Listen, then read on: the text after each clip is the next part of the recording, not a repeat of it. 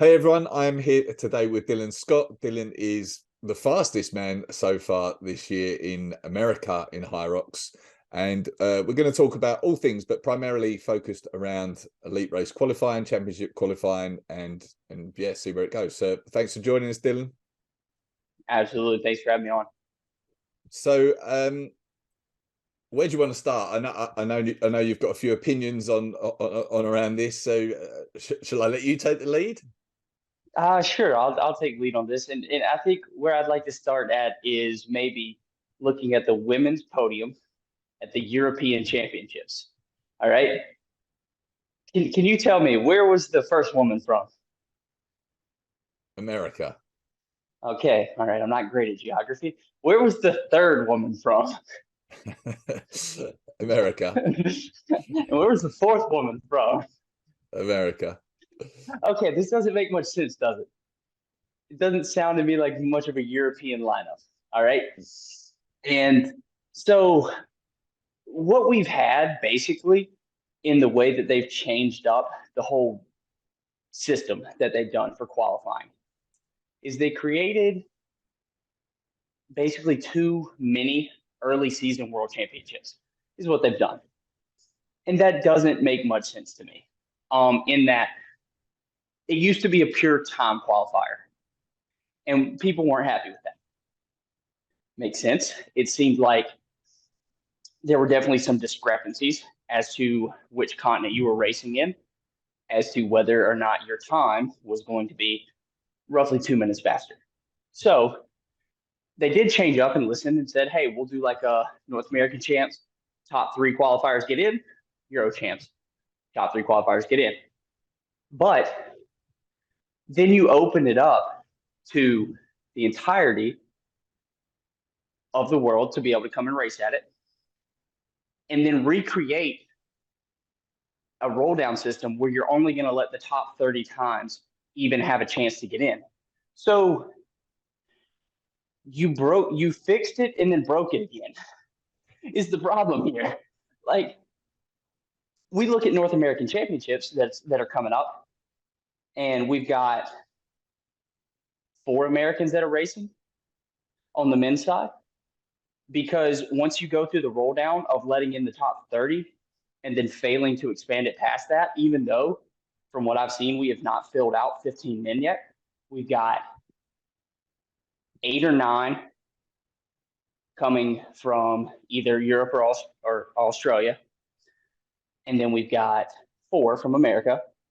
And so that puts us either 12 or 13. So we've still got 2 slots left. And we've got someone who finished 7th at World Championships last year is not going to get in to even have a chance to race at North American Championships as an American. That's messed up. And I look at all this and I think, okay, first things first, if we're going to have European champs and we're going to have North American champs, you don't have cross pollination. All right. Americans shouldn't be able to go be 1, 3, 4, and 6 or 7. I think Tara might have been 7 at European champs. That doesn't make sense. Same goes for Europeans coming over here. I don't know how it's going to play out. We haven't ran the race yet. What would you do, Dylan? I mean, it's not a huge problem at the moment, but there's been a race in Hong Kong. There'll be Middle East, I believe, but they probably don't warrant their own championships. So what would you do with those guys? So we're gonna get to that one. We're gonna get to that one. If we are just currently having a European and North American championships race, I think this is where the times are going to start to come into play as well. Because right now their world champs qualifying process is top 3 times or top 3 people from each of those championships that are non-repeating. So meaning like say Alexander Ronkovic comes over, Tim Weiners come over, and Sandbach come over. So from what I understand, let's say all 3 of them, they come and they repeat. They go 1, 2, 3 over here in North America. Then what will happen is they'll take the next 12 fastest times as opposed to the next 9 fastest times getting in. So what should happen from the time-based standpoint is if you do have an individual coming over from Hong Kong, Middle East, Australia, but we haven't had a chance to have an Asian championships, a Middle East, Oceania championships. Those are the people that are going to be a little bit disadvantaged, and they're going to get it on time qualifiers from the 12 or 9 slots, you know. So I would think that's how that would work out until you build a big enough market. Because I do understand, like, there are going to be constraints with a burgeoning sport in how you create criteria for qualifying. But it should be pretty clear that when you do have 2 separate markets where you can get enough quality athletes to compete, that you shouldn't be sending them across the pond back and forth to race in a Euro champs and North American champs. And the way that you create, maybe you don't want to have a watered down North American champs, because I can look at right now the people who would qualify, and you would have, you know, if you only did 15 guys from North America, once you started getting outside of the top 10 guys, the talent pool would drop off. That's to be fair. You probably have 7 or 8 guys in the US who can really go in and mix it up. And then after that, it's going to start to tail off a little bit. So what you do is the same way they do with Olympic trials qualifiers. You have a standard time that people have to run to allow you to be eligible to race. All right. And pretty much you have an A standard, you have a B standard. All right. Your A standard, if you run this fast, you're in. All right. You get to race. B standard, if we haven't filled out the field yet and you have that time, we start the roll down process. Who are all the people that have met the B standard? All right. Until we fill out whatever our field size is, 15. Okay, in that case. So say you've got 7 guys with the A standard, you've got 20 guys with the B standard, 8 guys with the B standard get in, you've got your field of 15. Okay? So that's how I would do it if you were trying to avoid having like a watered down field. Now, say you've got 7 guys with the A standard, 6 guys with the B standard. Your field's only going to be 13. In that case, you're not going to get to 15. That's fine. You keep the exclusivity of the sport and of the level of performance you want to have. But if, let's say we set our standard at sub 60, you're in, is your A standard. Like if you can run a sub 60 in America or over in Europe or in, I guess in this case, since we wouldn't be having people come over and cross-pollinate from like Middle East or Asian champs, that wouldn't be playing a role in that. But if you can run in either of those 2 areas, a sub 60, you should be able to go to the championships. Now, after that, I think 63 is the mark that if you break 63, that's that B standard. So we have those 2 standards there, meaning that you're going to get quality athletes. You know, I don't think we could argue that somebody who goes into 62s is a shoe-in to battle for the top 3, but they're not a bad athlete. Like we look at say Colin Steifer. He's going to come in. He's got a 61 change, I believe. He's going to race well. He's somebody who I believe should be at US champs. And then we look at the times come out of Los Angeles. I mean, I think it's silly to think that Rich Ryan and Rylan Shadegg aren't athletes that shouldn't be at North American champs. So you set your A and B standards for qualifying to make sure that you do have quality athletes at the championship level. And then from there, you don't have athletes going to Europe if they're American and American if they're Europe. Just so, because what other sport does that? I may not know of one. So do you know of one? No, I don't know of one. I mean, I know, I don't know if you heard, I know Rich sort of said a similar question to Mintra, and she said, well, US Open, you know, anyone can win the US Open in tennis. So they've like compared it to something like that. Now, whether that's fair or not, you know, is a different matter. But that's the argument. What does the US Open qualify you for, though? No, nothing. It's a standalone. That's what I'm saying.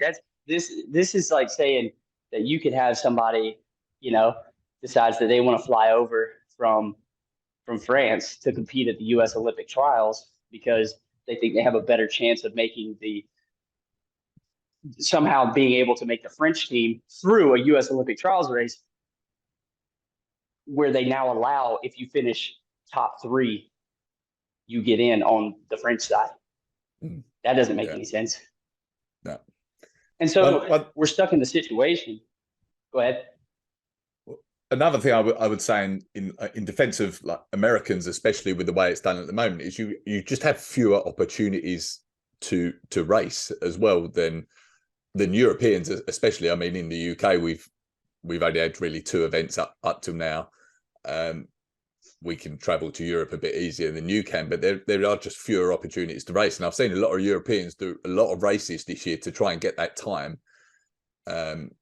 And with fewer opportunities, you're less likely to get a good time to qualify, right?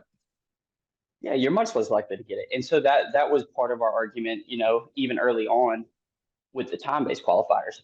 We have less opportunities to race. We seem to have a bit of a handicap time-wise. And it just looks as if I'm not going to be like, oh, boo-hoo was tilted against the Americans. Okay, that's fine. But to a degree, there are definitely guys that when we look at the processes that have been used in the past and currently that have been underrated and constantly overperform when they're given the opportunity to go head to head.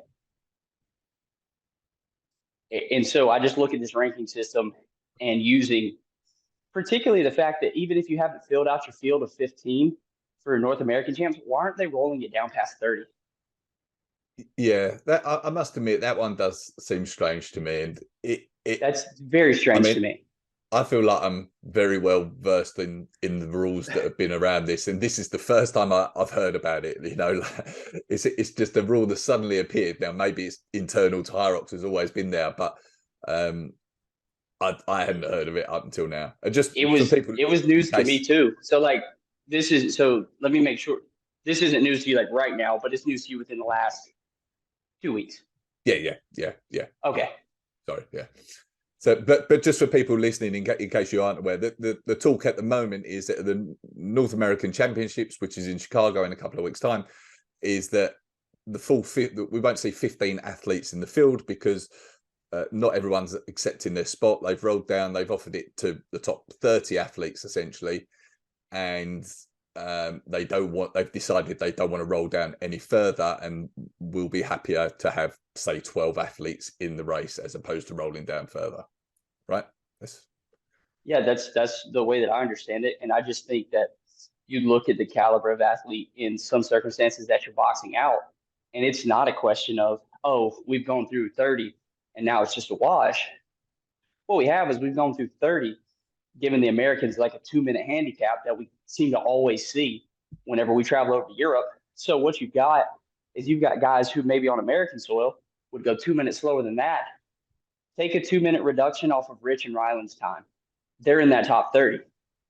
Like, there's nobody on this planet that I wouldn't sit down and say, give me 30 athletes in the world that race the HYROX right now, and Rich and Ryland don't get into that top 30. Unarguably. So it's just, I feel like it's doing a huge disservice to those guys in particular, and then also to the American contingent who might be able to come race at Worlds. Because right now, I feel good. Like, I have a good time of 58:38. I think that holds. Let's say that we get a completely different top 3 over here in America than we got over in Europe. So I still think a 58:38 holds up within the next 9 fastest times. Yeah. So none of this argument is for my sake. It's just to say I think guys are getting screwed by this process, and it should not be a hard one to fix. It's maybe there's money and logistics involved that I don't understand, but from a pure, hey, we want this to be a fair across the board thing, we can get pretty damn close. And whatever we're doing now is going the opposite direction. But for me as well, I think maybe a lot of Europeans listen to these arguments and say, well, Rich and Ryland didn't get the time, and we shouldn't change the rules for them, and so on. And I would agree with that. But for me, my thinking is it's not about Rich and Ryland specifically and trying to work out how you can get them in it. It's like, well, does it make sense to have 15 in the race? Does it make sense to roll down past 30? And like, to me, it does, especially if you can, especially as the time hasn't dropped off so significantly by the time you get to 30 athletes that it's No, like, what can you tell me what the last time is? Like, I don't know off the top of my head what his time is.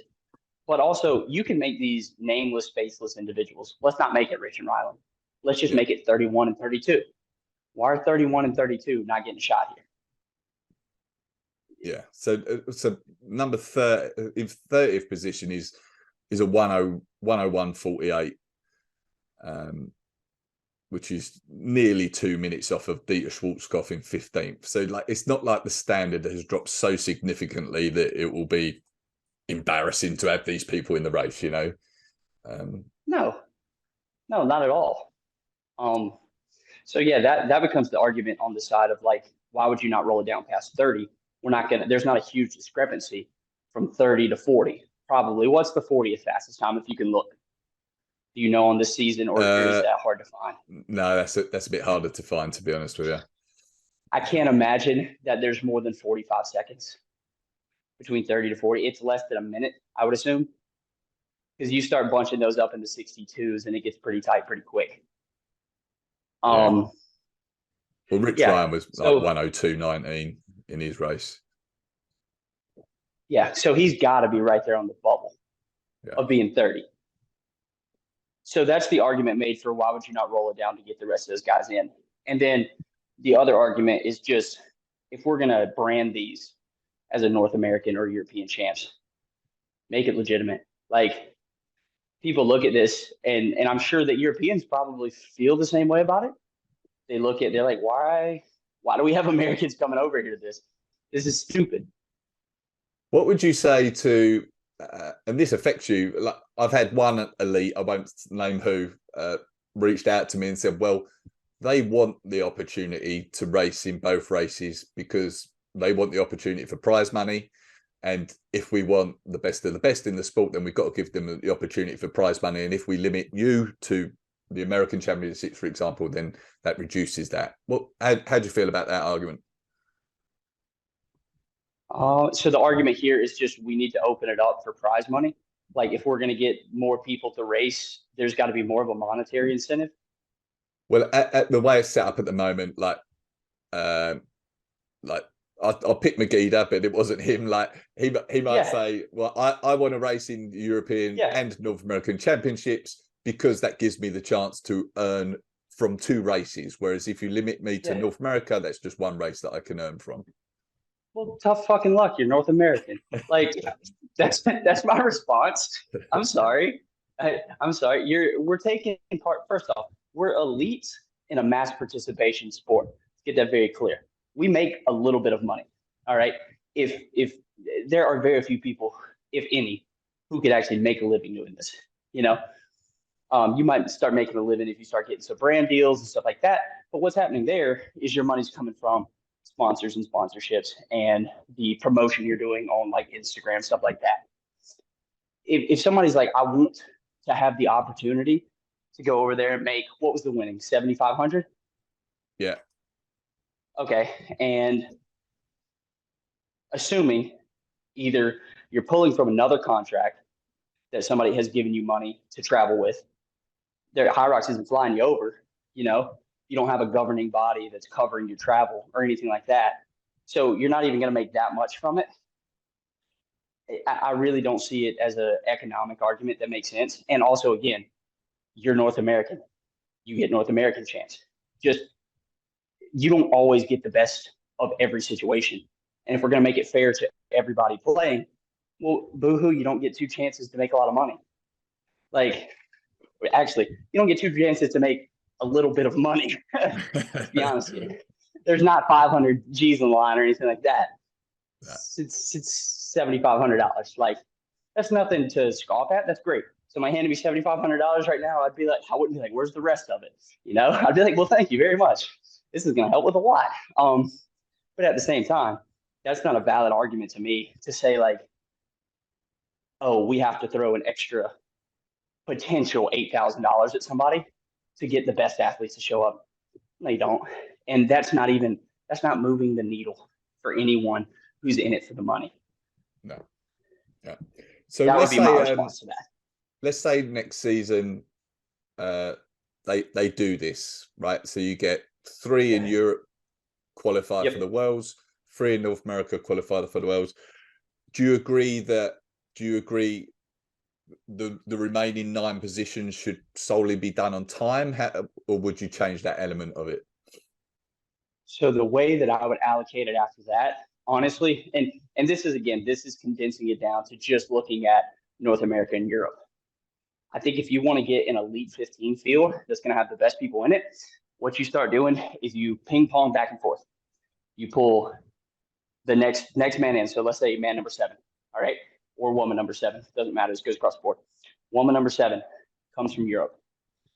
8, North America. 9, Europe. And what we do is we look at the North American times fastest list, we look at the European times fastest list, and we pull back and forth with Europe getting the odds. America gets the evens. They get 1 extra person.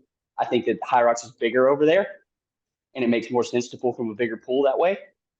And so at the end of the day, what you end up having is you have 7 North Americans versus 8 Europeans for the time being within a field of 15.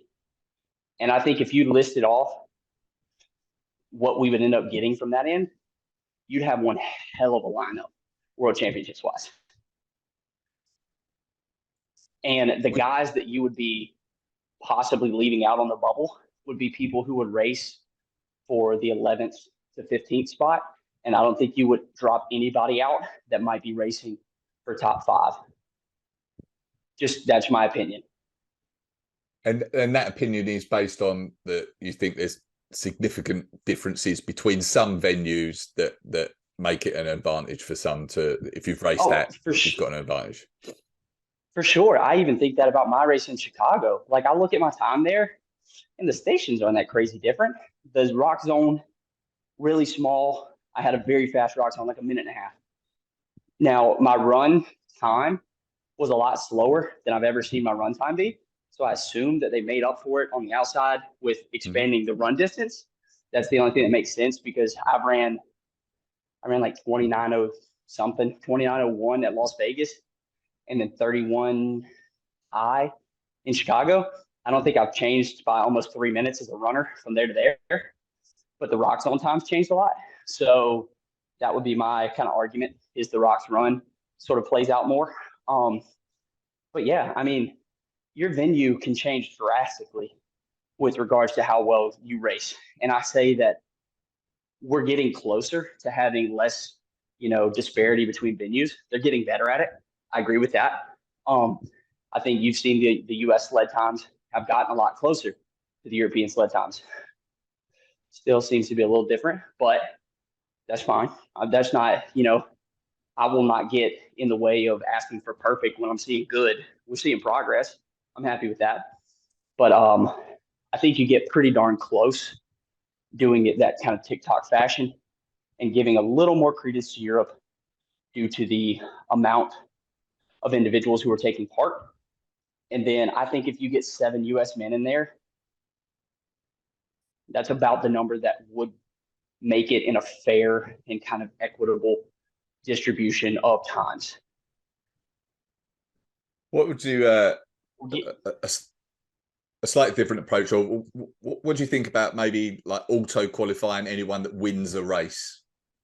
Or do you think that could potentially lead to cherry picking? You do that, but you do that, but you need to have a standard for the time. Because I won a race last year in New York with a 65:10, and the next fastest guy, and that was I ran doubles that morning, raced again. It was a weak field. Love the guys who were in there. Apologize if I'm insulting anyone, but that was a weak field. So if I can come back, 4 hours later, race again and win by almost 4 minutes, maybe 5 minutes, yeah, I don't think whoever got in from New York would have they would get completely mashed. So you need to have did you win a race plus have you gone up under 62 minutes? You put those two together, then okay, I agree with that. But if you're just did you win a race? Well, I've seen slow times win races. So yeah, I don't agree with that one. I can see it working like that a race winner with a minimum time requirement. I don't know. I can also just imagine though, like you guys start calling each other up. What one are you going to go to? I'll go to this one. You go to this one. Maybe That could happen. That could no, that could definitely happen. I mean, athletes would definitely, they would make some calls and they'd be like, all right, I'll race this one, you race that one. But I would hope there's a few people in the sport that are just like jerks who would be like, you know what? I'm coming to that one just to fuck you over, son. Like absolutely. I love that kind of side of, sport as well because it keeps it honest. Like I'm not giving you an inch. Like that's fun. But definitely there could be some gamesmanship. There would be times when I might think about it myself. Like during races, I know that I'll encourage people I race with. Like even that's just a little vocal thing, but it's like if I'm running with somebody and they're an American and we're at a world championships, I'm gonna be like, hey, stick on, let's go get these boys. Like, or hopefully they'll give me the same thing. But I don't know. I think that once you get enough talent within the sport, it'd be too hard to cherry pick it. Because if it's just one spot to win, I mean, how many races are we going to get here in America within a calendar year? A dozen? Yeah. Maybe. Like, I'm not 100% sure.